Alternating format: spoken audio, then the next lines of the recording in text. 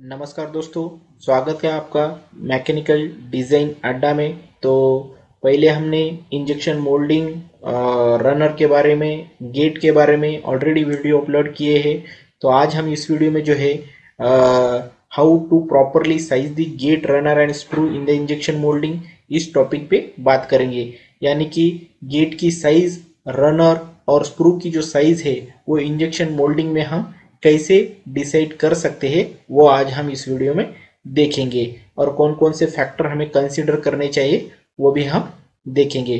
तो जैसे कि हमने पिछले वीडियो में देखा कि गेट, स्क्रू और रनर ये बहुत ही इंपॉर्टेंट होते हैं अगर हमें डिफेक्ट फ्री प्रोडक्ट चाहिए, और इन्हें हमें जो है प्रॉपरली डिजाइन करना पड़ता है। तो जनरली जो है गेट, स्क्रू और रनर का जो साइजिंग होता है और डिज़ाइन होता है, ये एक तो हम बेस ऑन एक्सपीरियंस होता है, एक्सपीरियंस से सिलेक्शन होता है।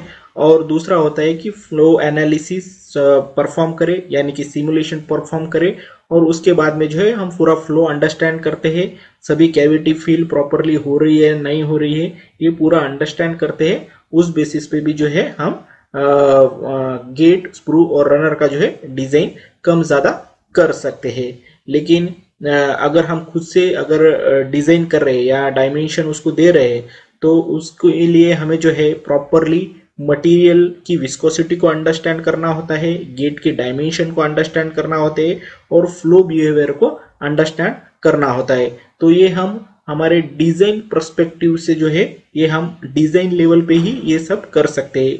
मटेरियल विस्कोसिटी को अंडरस्टैंड करके, गेट की डायमेंशन को अंडरस्टैंड करके, और फ्लो बिहेवियर जो इनसाइड मोल्ड में जो फ्लो बिहेवियर हो रहा है उसको अंडरस्टैंड करके हम जो है एक अप्रोक्सीमेट प्रॉपर गेट का साइज वैसा हम दे सकते हैं, ताकि जो है पूरे प्रोसेस में जो डिजाइन सिमुलेशन, इस प्रोसेस में टाइम कम लग सके या रिवीजन कम हो सके। इसलिए जो है डिजाइन लेवल पे भी हम इम्प्लीमेंट कर सकते हैं और प्रॉपर साइज दे सकते हैं। तो चलो अभी स्टार्ट करते हैं स्टेप 1 से। तो 3 स्टेप है। पहला स्टेप है मटेरियल की विस्कोसिटी को अंडरस्टैंड करना, और दूसरा स्टेप है गेट की डायमेंशंस कौन कौन से, जैसे कि गेट डेप्थ और गेट विड्थ को अंडरस्टैंड करेंगे, और उसके बाद में हम अंडरस्टैंड करेंगे फ्लो बिहेवियर को। तो इस तीनों में 3 स्टेप में जो है वीडियो को डिवाइड करेंगे। तो फर्स्ट स्टेप है हमारा डिटरमाइन दी मटेरियल विस्कोसिटी। तो मटेरियल की जो विस्कोसिटी हो, जिसको हम सिंपल भाषा में कितना ज़्यादा फ्लो होता है, जैसे कि हम वाटर अगर ज़मीन पे गिरा देंगे तो वो कैसा होगा, इजीली फ्लो हो जाएगा। और कुछ अगर हम ऑयल गिरा देंगे तो वो इजीली फ्लो नहीं होता है, वो उसको रेजिस्टेंस टू फ्लो होता है। तो उस विस्कोसिटी कितनी है वो हमें अंडरस्टैंड करना होता है कि प्लास्टिक मटेरियल की विस्कोसिटी कितनी है। जैसे कि पॉलीइथिलीन की विस्कोसिटी अलग है, कार्बोनेट की विस्कोसिटी अलग है। तो कुछ मटेरियल जो है वो इजीली फ्लो हो जाते हैं, और कुछ मटेरियल जो है वो ज़्यादा जल्दी फ्लो नहीं होते। तो ये हमें पहले अंडरस्टैंड करना होता है। अगर ये हमें विस्कोसिटी अगर प्रॉपरली अंडरस्टैंड करनी है तो मटेरियल के बारे में बहुत जानकारी होनी चाहिए। उसके लिए हम मटेरियल डेटा शीट भी प्रीफर कर सकते हैं, और हम एक्सपीरियंस पीपल से भी जो है सजेशन ले सकते हैं, उनको वो पता होता है। तो ये पहले जो है हमें अंडरस्टैंड करना होता है कि मटेरियल की विस्कोसिटी कैसी है। तो उसके बेसिस पे जो है हम जो है स्क्रू, गेट और रनर जो है वो प्रॉपरली डिजाइन कर सकते हैं।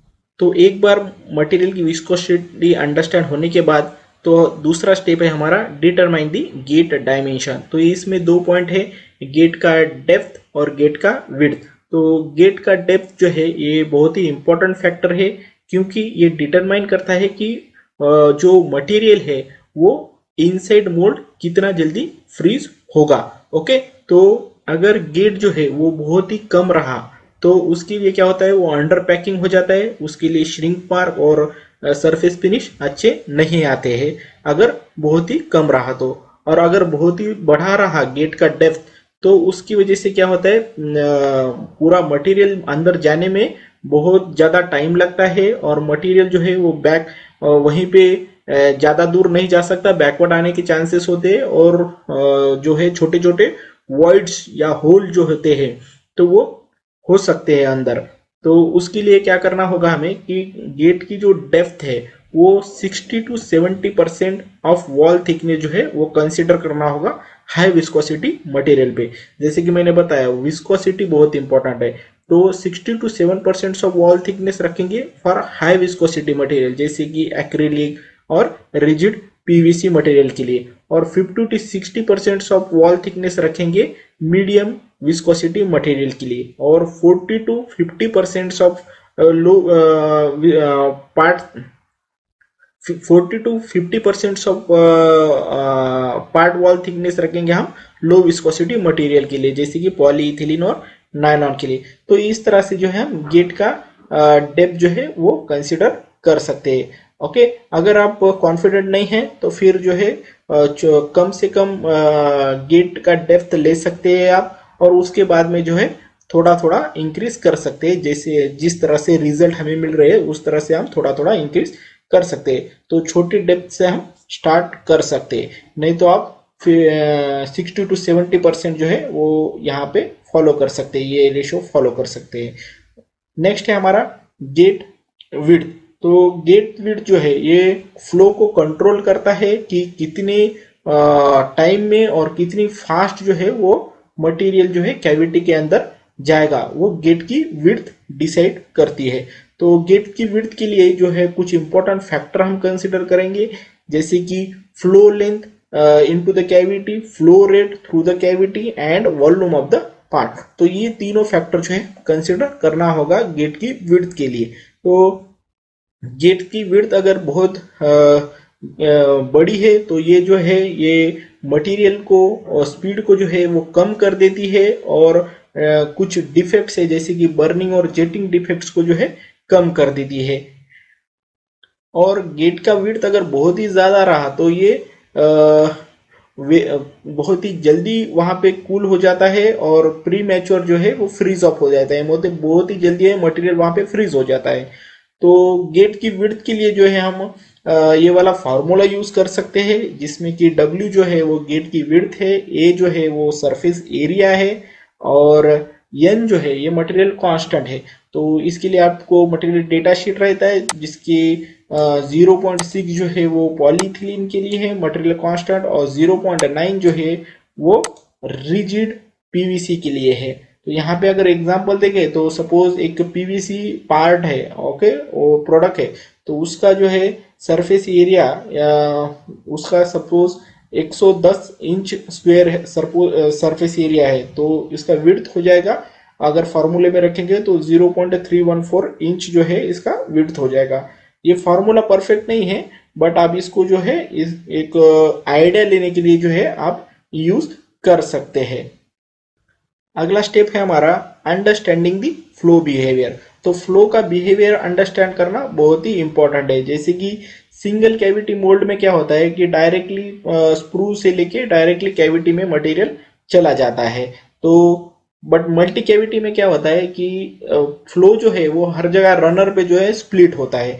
जैसे कि आप सपोज आप देखो इंजेक्शन मोल्डिंग में अगर मटेरियल अगर मटेरियल का जो फ्लो है वो 14.1 इंच क्यूब पर सेकंड से अगर जा रहा है तो वो 2 कैविटी मोल्ड में जो है वो हाफ हाफ चला जाएगा, मतलब स्प्लिट हो जाएगा, हाफ हो जाएगा।